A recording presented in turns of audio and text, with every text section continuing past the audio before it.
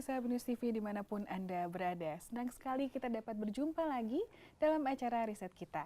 Selama 60 menit ke depan, saya akan mendampingi Anda untuk mengulas hasil-hasil penelitian yang dilakukan oleh dosen-dosen jurusan Marketing Communication Universitas Bina Nusantara. Pada kesempatan ini, tema penelitian yang akan kita bahas adalah manajemen ketidakpastian dan kecemasan mahasiswa asal daerah yang kuliah di Jakarta, studi tentang dinamika interaksi mahasiswa Universitas Bina Nusantara dan Universitas Indonesia asal daerah dengan lingkungan pergaulannya. Kita pasti pernah mengalami kecemasan dan ketidakpastian dan kegelisahan ketika kita harus menghadapi hal-hal yang baru, lingkungan yang baru, pengalaman yang baru, dan juga orang-orang yang baru. Senang sekali hari ini di studio kami sudah kedatangan narasumber kita hari ini, yaitu Endang Setiawati yang merupakan ketua dari tim riset manajemen ketidakpastian dan kecemasan. Segera saja kita akan berbincang dengan beliau untuk mengetahui apa saja hasil penelitian ini. Halo Mbak Tio, apa kabar? Baik, alhamdulillah. Oke. Bagaimana tadi perjalanannya untuk sampai ke studio BNews TV? Lumayan macet.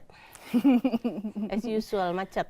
Tapi tidak merasa gelisah atau cemas? Kan sudah ada manajemen kecemasan dan ketidakpastian. Langsung dipraktekkan. Oke. Iya. Jadi kenapa akhirnya memutuskan untuk bicara tentang anxiety and uncertainty, ya, kecemasan dan ketidakpastian, dan kenapa itu harus dikelola? Sebetulnya apa yang membuat Mbak dan teman-teman satu tim riset memutuskan untuk oke, kita lihat ini saja yuk, ayo kita kaji, ayo kita ulas, kita teliti tentang anxiety and uncertainty ini. Oke, asal muasalnya sih sebetulnya melihat mahasiswa ya. Yeah. Jadi mahasiswa tuh ada kan macam-macam ya, ada yang cemerlang, ada yang tidak gitu. Terus setelah diperhatikan tuh banyak juga mahasiswa yang dia sebetulnya pinter, dia tuh sebetulnya bisa ini tapi kayak minder atau gimana. Bahkan dia ada beberapa yang curhat sama saya bahwa karena dia orang daerah jadi dia minder gitu. Nah, saya pikir apakah karena orang daerah terus jadi minder atau jadi nggak bisa bergaul dan sebagainya gitu. Makanya akhirnya kebetulan saya juga membaca beberapa literatur penelitian-penelitian tapi dari luar. Jadi penelitian-penelitian itu diadakan di Amerika dan di Eropa. Jadi yang satu adalah penelitian yang dilakukan di Amerika untuk meneliti anak-anak atau mahasiswa yang berasal dari luar Amerika. Lalu satu lagi penelitian kolaborasi antara universitas di Berlin dan universitas di Switzerland. Itu juga melihat bagaimana mahasiswa dari luar negeri yang sekolah di universitas mereka gitu. Nah, di situ dari hasil itu saya langsung mikir, saya dan teman-teman tentunya langsung mikir, apa kira-kira mahasiswa kita seperti itu ya gitu. Lalu akhirnya kita lihat, kita cari, kita tentukan mahasiswa universitas yang besar, yang banyak anak daerahnya, itu maksudnya universitas banyak tapi tidak mahasiswanya yang banyak dari daerahnya itu kan pasti universitas yang besar. Yeah. Jadi akhirnya saya dan teman-teman memilih yang satu BINUS karena di BINUS itu banyak sekali anak daerah. Yang satu lagi UI karena UI itu kan memang tujuannya orang-orang bukan hanya orang daerah ya, karena itu universitas negeri yang menjadi tujuan gitu, dan di sana jumlah anak dari daerahnya banyak. Nah, kita pengen lihat apakah mereka itu punya kesulitan seperti itu. Gitu. Jadinya akhirnya kita ambil mahasiswa dari UI dan dari BINUS gitu. Dengan kriteria IP ya. Kami melihat IP yang jelek dan IP yang bagus gitu. Yang bagus gimana, yang jelek gimana, supaya pengen ngelihat aja apakah apa apa yang menyebabkan anak daerah yang satu bisa cemerlang, yang satu bisa mislek gitu. Nah itu makanya kita lihat seperti itu. Oke, jadi sebetulnya awalnya memang dilihat dari kecemasan dan ketidakpastian yang dirasakan oleh mahasiswa itu sendiri gitu.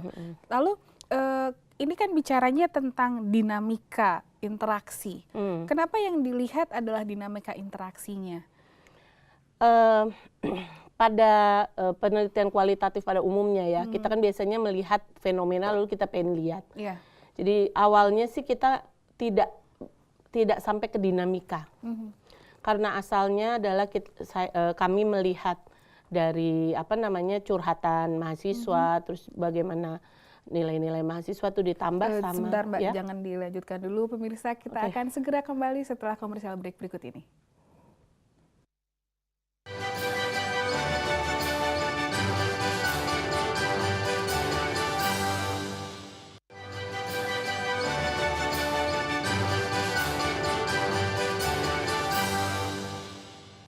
Terima kasih pemirsa karena Anda tetap setia menyaksikan riset kita.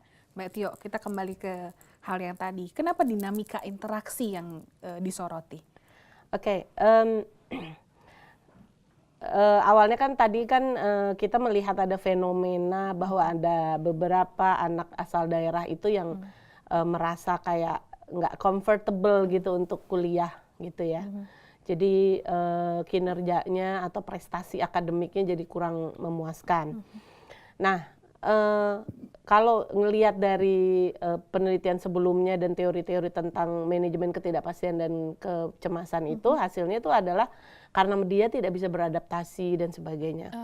Nah, lalu sifat penelitian kualitatif itu kan dia mengikuti apa yang ada. Jadi kadang-kadang temuan itu bisa merubah arah penelitian gitu ya. Itu memang kualitatif seperti itu. Jadi awalnya memang tidak menyoroti dinamikanya itu karena kita lebih kepada melihat hasil-hasil yang ada di Amerika dan di Eropa itu.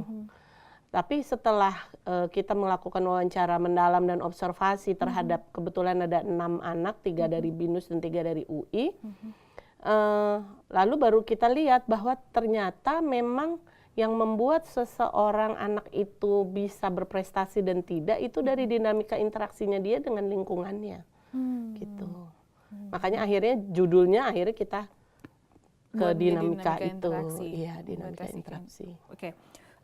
Kalau dari di lapangan sendiri, dari informan-informan yang ada, ketika mulai mencari informan gitu ya, itu ada kesulitan nggak sih Mbak dalam arti apakah mereka mau bicara terbuka tentang sebenarnya masalahnya apa sih yang dihadapi gitu, atau mereka ya menjawabnya atau ngobrolnya ya seadanya aja gitu? Ya, ya itu dia ya, itu namanya raport ya, namanya raport kalau di penelitian. Jadi bagaimana cara kita mendekati si informan kita. Ya tentu saja agak sulit ya awalnya, karena apa?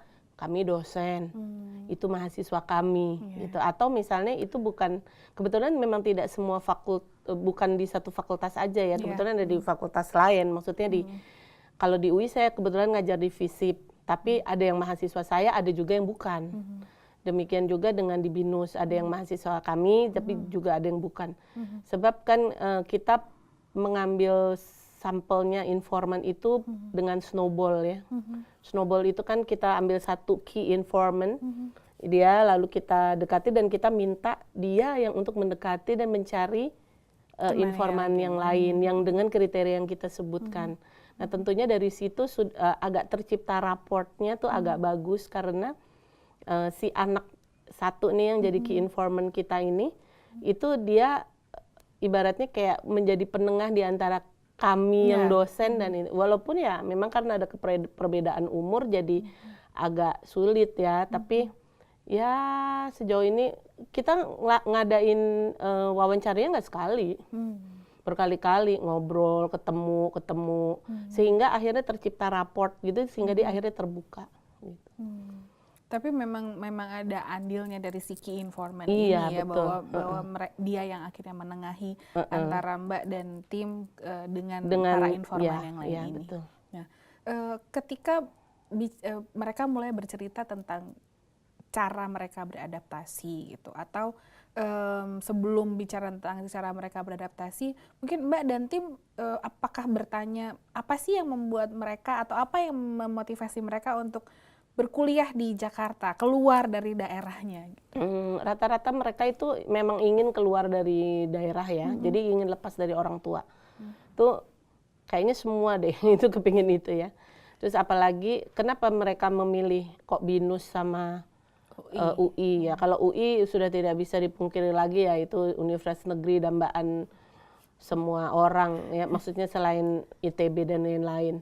Tapi kalau BINUS, kenapa BINUS ya itu karena nama besarnya BINUS itu yang sudah terkenal. Ada salah satu informan saya malahan pengen masuk BINUS karena tim softballnya terkenal. Oh. Gitu. Jadinya sampai ke daerahnya dia. Sampai ke daerahnya dia itu tim softballnya gitu. Nah, saya aja yang ngajar di BINUS nggak tahu di sini tim softballnya terkenal. Tapi mereka tahu. Jadi dia mau masuk karena dia suka sama olahraga dan dia ini. Nah, seperti itulah banyak sekali. Tapi rata-rata atau semuanya itu memang kepengen mandiri. Mereka kepengen mandiri. Dan mereka melihat bahwa memang di media itu kan di Jakarta kayaknya gimana gitu ya. Tapi tadinya yang kami pikir dia akan gagap budaya gitu ya, gegar budaya, ternyata tidak. Karena sekarang udah internet kan, jadi semua informasi sudah mereka dapatkan, apa yang ada di Jakarta itu mereka sudah dapatkan. Walaupun ada beberapa anak, nah itu dia yang tadi yang saya bilang, dinamika interaksi anak, itu yang membuat ada beberapa anak yang sebetulnya sih bukan gegar budaya ya, tapi karena tidak bisa memanage anxiety-nya itu. Oke. Dengan internet dan kemajuan teknologi, informasi yang didapatkan sudah banyak. Dengan bekal sedemikian rupa, apakah itu tidak membuat mereka sudah dengan sendirinya secara otomatis bisa meminimalisir anxiety and uncertainty-nya mereka atau kegelisahan dan kecemasan? Iya, ya betul. Tapi tetap aja ada beberapa, sebab kan juga ada anak-anak kan yang secara pribadi gitu punya ada yang introvert, ada yang extrovert, itu juga itu ada dampaknya juga dengan ini, walaupun mereka sudah tahu, maksudnya nggak mungkin kalau zaman saya dulu kuliah belum ada internet gitu, anak daerah itu benar-benar aduh ada apa di Jakarta tuh nggak ngerti. Kalau sekarang mereka sudah tahu karena semuanya sama-sama di Jakarta dan mungkin di mana di Gunung Kidul gitu gayanya udah sama gitu kan. Atau di di Sulawesi sana gitu ya, misalnya di Toli-Toli mungkin itu udah sama, mungkin remaja itu gayanya. Jadi mereka nggak terlalu ini, tapi ya itu tergantung dari si anaknya itu sendiri introvert apa tidak. Nah, dari situlah ada dinamikanya itu. Nah, temuan yang paling yang bagus juga itu adalah kebetulan di BINUS dan di UI itu punya sistem ospek. Itu yang paling bagus. Sistem ospeknya itu beda.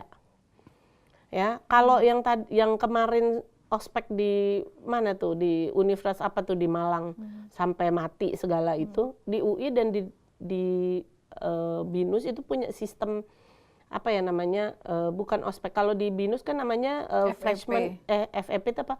Freshman Enrichment Program. Nah, kalau di UI itu namanya saya lupa. Sudah setahun yang lalu. Adalah singkatannya gitu, tapi bukan pakai bahasa Inggris, pakai bahasa Indonesia. Nah, jadi sistemnya kalau di UI itu jadi setiap anak itu harus bikin kelompok terdiri dari 5. Nih kalau di UI dulu ya, yang saya lupa namanya. 5, semua anak baru harus membuat satu grup, isinya 5 orang. Tidak boleh berasal dari satu SMA, tidak boleh berasal dari satu daerah, dan tidak boleh berasal dari satu fakultas. Terus gimana caranya? Saya sih waktu mereka cerita gitu saya bingung, nggak taunya mereka mau pakai apa? Pakai Facebook. Jadi mereka bikin Facebook, misalnya anak 2013 kemarin. Dia bikin Facebook 2013, UI 2013. Siapa nih? Gue mau bikin grup, gue dari fakultas ini, asal gue di sini, SMA gue ini. Terus udah gitu nanti gue mau. Jadi nanti itu satu grup, ada yang dari Fakultas Kedokteran asal Riau, ada dari Fakultas Teknik asal Bengkulu, misalnya satu lagi misalnya Fakultas Sastra asal Jakarta. Jadi gitu. Jadi sebab satu grup itu tidak boleh beragam ya. Dari situ mereka akhirnya bikin kelompok, lalu ospeknya tuh bukan ada sih gojolok-gojolokan gitu ada, tapi bukan yang gimana, semuanya dikelola oleh universitas. Tapi yang penting itu benar-benar untuk character building gitu. Itu di UI. Di BINUS sama juga, cuman bedanya nggak begitu. Mereka kan kalau di BINUS kan satu kelompok dikasih pembekalan juga kan untuk character building juga, cuman mereka tetap misalnya kalau humas, misalnya IT kan kayak gitu kalau di BINUS. Tapi itu bagus yang seperti itu. Mereka bisa kenal sama senior, mereka bisa kenal kehidupan kampus, sistem kampus, karena kebetulan kan baik di UI maupun di BINUS tuh udah internet ya. Apa-apa udah daftar SKS online dan semuanya itu. Jadi itu sistem akademis mereka diajarin. Terus udah gitu baik di BINUS maupun di UI itu sama tuh, mereka sudah tahu cari kos dari zaman itu dari internet juga. Jadi kayaknya internet ini juga membantu juga ya, internet. Terus yang temuan itu adalah internet dan sistem ospeknya ya. Ospeknya itu kan sebetulnya orientasi studi dan pengenalan kampus. Betul. Cuman akhirnya diterjemahkan oleh beberapa universitas sebagai pelonco, padahal sekarang udah nggak lagi kan. Nah, sesuai dengan orientasi masing-masing. Iya, orientasi. Nah, kebetulan di UI dan di BINUS tuh bagus itu sistem ininya ya. Sistem pengenalan kampusnya tuh bagus dan dikelola oleh rektorat kan, baik di UI maupun di BINUS kan memang dikelola oleh universitas gitu. Oke. Mbak Tio, sabar dulu. Pemirsa jangan kemana-mana karena kami akan segera kembali setelah komersial break berikut ini.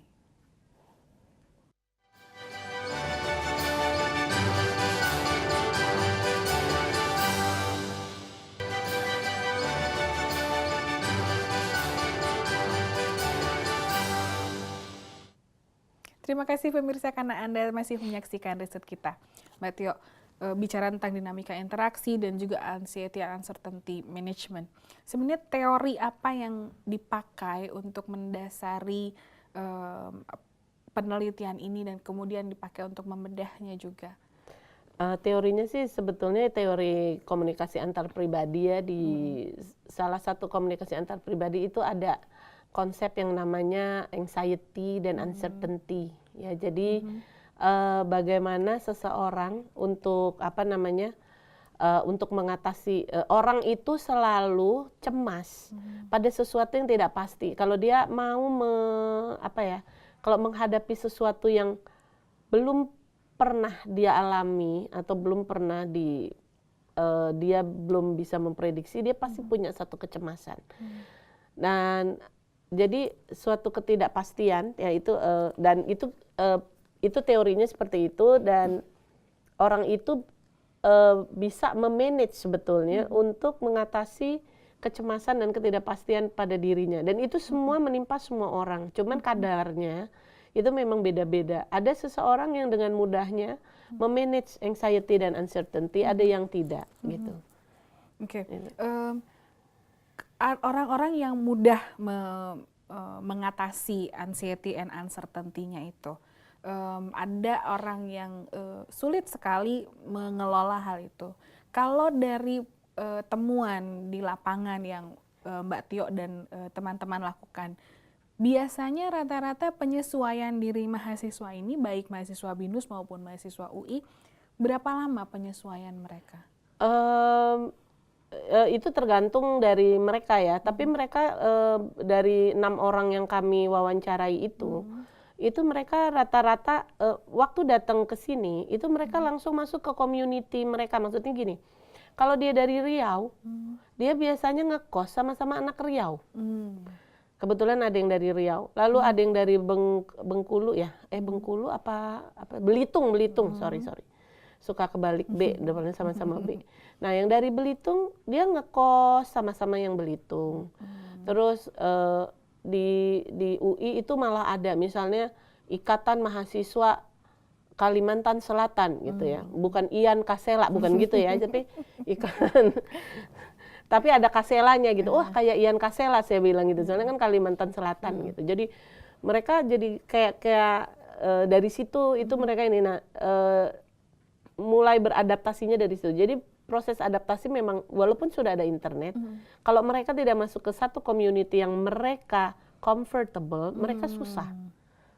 Jadi ada juga yang satu yang memang walaupun dia sudah masuk di community-nya, tapi mereka tapi anak nih nggak bisa ngikutin ini apa namanya community-nya itu. Mungkin memang kalau ngelihat sih memang anaknya memang agak introvert gitu. Jadi dia memang agak sulit gitu. Tapi itu membantu sekali. Kalau sudah berada dalam community tapi tadi tetap saja masih ada kesulitan gitu ya. Kembali ke masalah pribadi kan berarti ini introvert dan extrovert. Untuk mereka yang introvert, pendekatannya seperti apa? Apakah harus dari orang lain gitu yang kemudian tanya lebih dulu, kamu dari mana, saya di mana, kosnya di mana, kemudian dia cerita atau kalau introvert begitu, apakah kemungkinannya juga besar bahwa dia mau mencari informasi dari sekelilingnya tentang Jakarta atau tentang daerah yang dia akan tinggal selama dia kuliah ini? Kalau dari hasil wawancara mereka, saya nggak bisa ini, tapi dari 6 anak yang kami wawancara itu, memang akhirnya tergantung dari anaknya ya, anaknya itu bisa ini. Tapi saya rasa pihak universitas itu mungkin bisa melihat, ya mungkin nggak bisa satu-satu.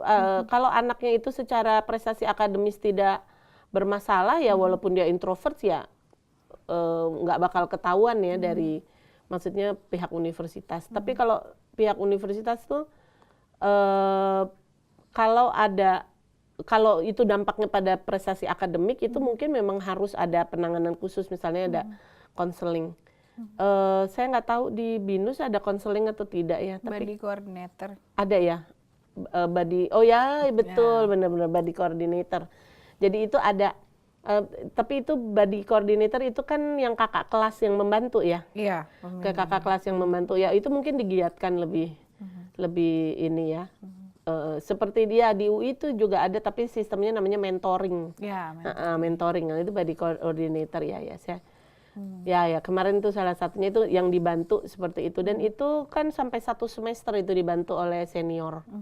1 semester mereka adaptasi. Kalau sesudah 1 semester nggak bisa ya memang sulit ya. Memang mungkin anaknya yang ini. Oke. Ini kan kita... Oh ya ada juga sih, tapi bukan informan kita ya. Kebetulan kami ngobrol-ngobrol sama mereka, terus mereka cerita juga, ini teman saya ada yang gini. Ada juga yang gara-gara dia di Jakarta, jauh dari orang tua. Di sini gamenya banyak game, gampang sekali akses game. Apalagi di BINUS nih, di belakang situ kan ada tempat game di Anggrek itu. Game online.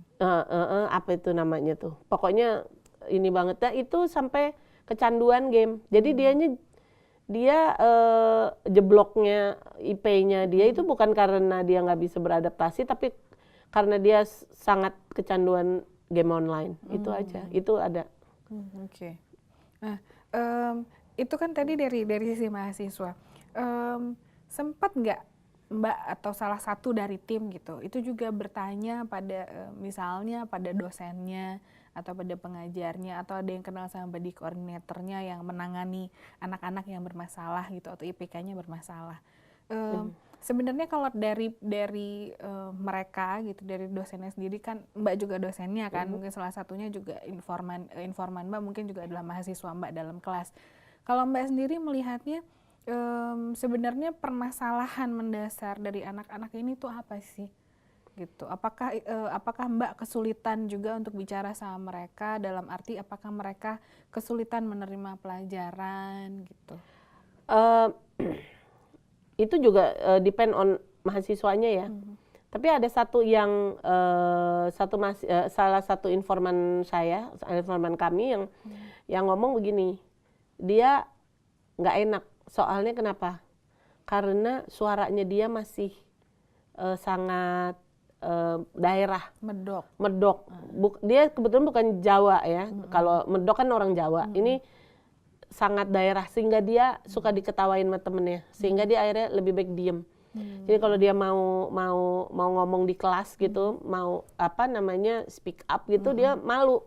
Sebab suaranya sangat daerah gitu. Dan terus teman-temannya suka ngetawain gitu ya. Misalnya ya masih sangat daerah dan dia malu. Itu paling ada yang seperti itu. Padahal sebetulnya nggak masalah gitu. Tapi kan susah ya kita ngasih tahu. Waktu kemarin sih ya itu dia salah satu kelebihan penelitian kualitatif yang konstruktivis atau kritis, itu kita bisa masuk ke situ sekalian empowerment ya. Gitu. Kebetulan nih kami penelitiannya konstruktivis. Ya, jadi kami bisa masuk ke itu sekalian pas wawancara ngobrol-ngobrol juga ngasih tahu apa ibaratnya kayak empower dia untuk tidak melakukan untuk nggak minder dan sebagainya gitu. Oke, untuk empowerment kita tunda dulu. Pemirsa jangan kemana-mana karena kami akan segera kembali.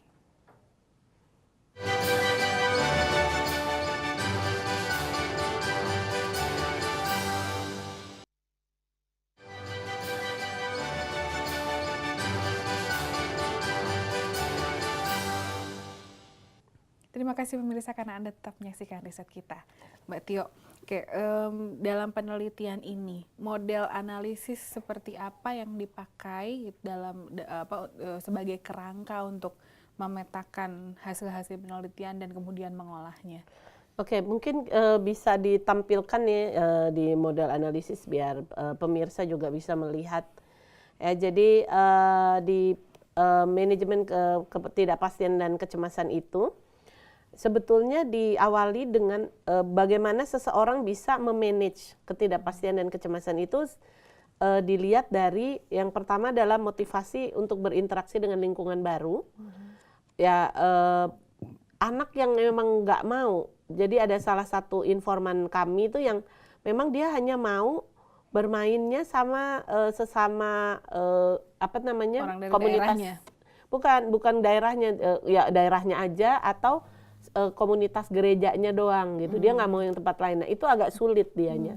Dia sebab kenapa? Ketika dia padahal kalau di kelas itu kan campuran, itu dia susah untuk ininya. Untuk untuk beradaptasi. Karena kan tidak semua teman daerah dan teman gerejanya itu di kelas itu. Nah, terus yang kedua adalah pencarian informasi tentang lingkungan yang baru. Maksudnya jadi sebelum mereka pergi ke Jakarta, itu mereka sudah searching dulu di internet.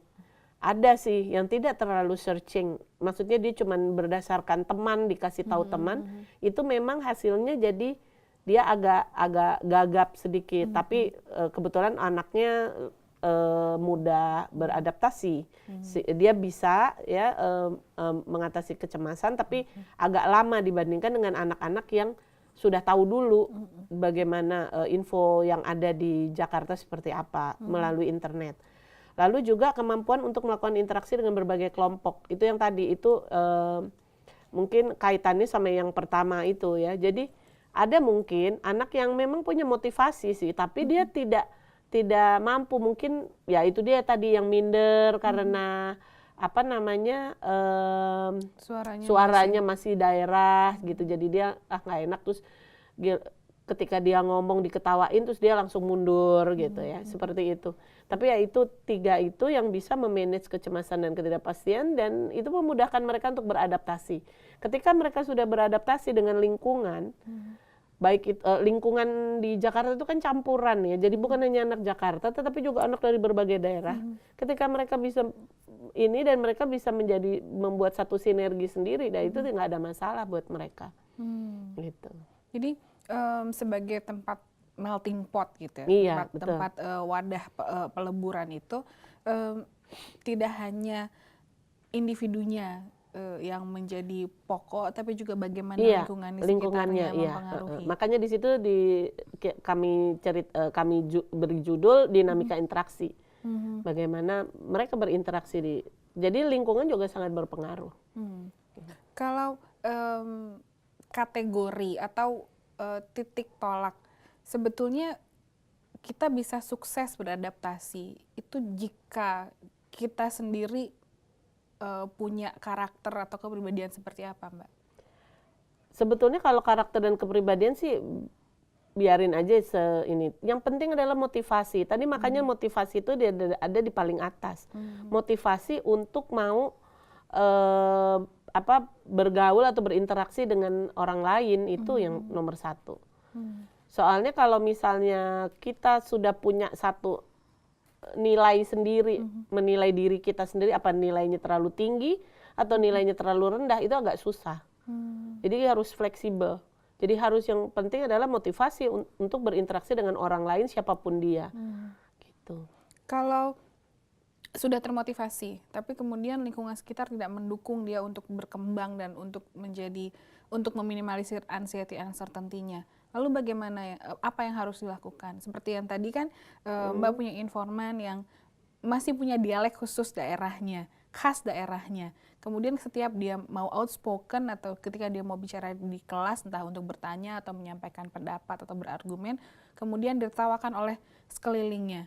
Yang tadinya mungkin dia ekstrovert, tapi kalau terus-terusan begitu kan, kemudian dia jadi introvert. Kalau itu yang terjadi, lalu bagaimana? Susah juga ya. Kebetulan kalau yang seperti itu urusannya sama psikolog ya. Kebetulan saya bukan psikolog.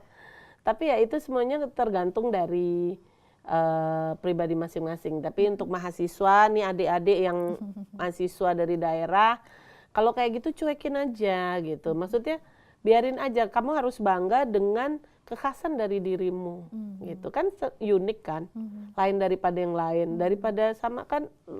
Kalau kita bisa anti mainstream, kenapa tidak? Iya enggak? Jadi dikenal karena kekhasannya iya, itu. Betul. Kalau dari hasil penelitian atau dari pengamatan Mbak di lapangan, apakah perbedaan gender termasuk bisa membuat motivasi bahwa kalau yang perempuan tuh sebenarnya lebih cenderung lebih mencari lebih banyak informasi daripada yang laki-laki loh ternyata. Kalau soal mencari informasi enggak, tapi perbedaan gender memang ada. Maksudnya adalah perempuan itu lebih lebih sulit sama susah jadi sulah. Lebih sulit untuk menerima kebaruan, betul. Itu yang kami temui dari 6 kebetulan kan jumlahnya saya lupa ya, sebab sudah setahun yang lalu. Informannya seimbang nggak ya? Oh nggak, lebih banyak laki ya. Lebih banyak laki, jadi tapi kebetulan 2 perempuan dan 4 laki-laki sih. Tapi dari perempuan yang 2 itu dari situ, dan juga sebetulnya sih 6 itu kan yang kami analisis. Sebetulnya kan kami juga mewawancara yang lain, cuman yang kami analisis yang 6 itu. Karena berhubungan dengan kejenuhan data gitu. Ya. Okay. Nah, kalau dari gender kelihatannya yang perempuan cenderung lebih introvert dibanding yang laki-laki. Kalau dari banyaknya informasi, biasanya bukankah banyaknya informasi membuat kita cenderung jadi jauh lebih cemas, jauh lebih khawatir, gitu, tidak pasti. Kalau pilihannya cuma 2 kan, kalau nggak yang ini, yang ini. Tapi kalau semakin banyak informasi yang didapat kan pilihannya jadi semakin banyak. Memang di salah satu asumsi lah ya, asumsi dari teori anxiety dan uncertainty itu memang ada satu dikatakan kalau semakin banyak informasi malah mereka semakin bingung untuk menentukan pilihan. Nah itu memang dikatakan seperti itu. Jadi contohnya ada salah satu informan tuh yang karena banyak sekali tahu di Jakarta tuh begini, dia malahan takut gitu, malah takut. Apalagi orang tuanya kebetulan kalau nggak salah pendeta gitu ya, jadi agak out school gitu ya, jadinya diwanti-wanti banget anaknya. Harus gini, kamu nggak boleh gini gitu segala macam, sehingga ketika dia akhirnya keterima di Jakarta, sekolah di Jakarta, dia jadi belum udah ketakutan dulu gitu. Tapi sih kebetulan ya itu dia sistem apa tuh namanya FEP atau yang di UI itu saya lupa namanya itu, apa namanya itu atau body coordinator atau mentoring kalau di UI itu sangat membantu dia akhirnya bisa beradaptasi gitu. Oke. Kalau dari ini kan individu per individu ya. Jadi si anak-anak atau mahasiswa-mahasiswa yang mengalami uncertainty and anxiety, kemudian bicara tentang body coordinator atau seniornya, atau yang di UI ada mentornya juga, ada mentor-mentornya. Nah, dari keseluruhan itu, apakah lembaga pendidikan gitu, lembaga pendidikan universitas gitu pada khususnya, bukankah itu juga berarti memperlihatkan bahwa mereka peduli bahwa orientasi pengenalan kampus terhadap mahasiswa barunya itu cukup terkoordinir dengan baik dan tersistem dengan baik gitu. Kalau melihat bagaimana kemudian fenomena kemarin yang terjadi di universitas yang ada di Malang, itu kan terjadi kontroversi ya, gitu. Bagaimana dengan lembaga pendidikan yang seperti itu? Jadi kalau dari lembaga pendidikannya sendiri, menurut Mbak Tio dan teman-teman setelah meneliti ini, apa yang harusnya dilakukan? Memang harus lembaga pendidikan itu harus benar-benar untuk orientasi pada mahasiswa baru tuh benar-benar harus turun tangan. Nggak bisa itu dijadikan kayak ekskul, nggak bisa. Jadi memang harus di planning benar dari rektorat untuk seluruh fakultasnya. Harus ngapain, ada SOP-nya, boleh gimana dan nggak boleh gimana. Dan sebaiknya nggak ada lah apa itu namanya ospek-ospek di luar kota atau di luar kampus. Buatlah di kampusnya sendiri. Kalau kampusnya kecil ya udah bikinnya seadanya gitu. Gitu. Maksudnya ya kebetulan BINUS sama UI kebetulan kampusnya besar ya. Tapi yang untuk lembaga-lembaga yang kampusnya tidak besar ya buatlah ya seadanya, tapi tetap harus dikontrol oleh rektorat. Itu harus ada SOP-nya. Gitu. Sekarang udah nggak zamannya pelonco yang humiliated dan merendahkan martabat kan. Sekarang sudah nggak gitu. Yang penting itu kan bagaimana memotivasi anak-anak baru ini yang tadinya sekolah di SMA dengan sistem yang berbeda dengan di kuliah. Dan kalau menjadi mahasiswa. Mahasiswa. Di mana kalau dulu dari SD sampai SMA ibaratnya sistem pendidikan kita tuh guru nyuapin. Kalau udah di universitas itu kan mandiri. Nggak ada bel keluar, bel masuk, kapan harus kamu mau seharian di kantin juga nggak ada yang peduli. Yang penting adalah begitu absennya lewat, goodbye kan gitu. Nah itu kan yang harus ditekankan pada anak-anak, sistemnya. Dan itu kayak gitu yang penting kan, bukan soal terus harus waktu itu saya dikerjain, hari ini saya mau ngerjain anak, bukan itu lagi. Jadi lembaga pendidikan, universitas harus membuat dengan SOP yang lengkap, harus seperti apa. Jadi kepanitiaannya juga jelas, mahasiswanya gimana. Dan kalau di UI sih kebetulan dosen tidak dilibatkan untuk itu ya, untuk orientasi enggak. Kecuali misalnya kalau misalnya ada satu forum-forum apa namanya kayak itu, terus ada kuliah umum terus kita bicara gitu, ada. Tapi kan kalau di BINUS kan dosen kan dilibatkan juga kan untuk mengencourage mereka tentang cara belajar dan juga tentang konsep-konsep yang memang nanti akan yang akan mereka temui lah gitu kan. Nah, tapi paling tidak itu semuanya sudah di-create oleh universitas gitu. Pokoknya nggak boleh dilepas begitu deh. Ospek itu atau ini nggak boleh.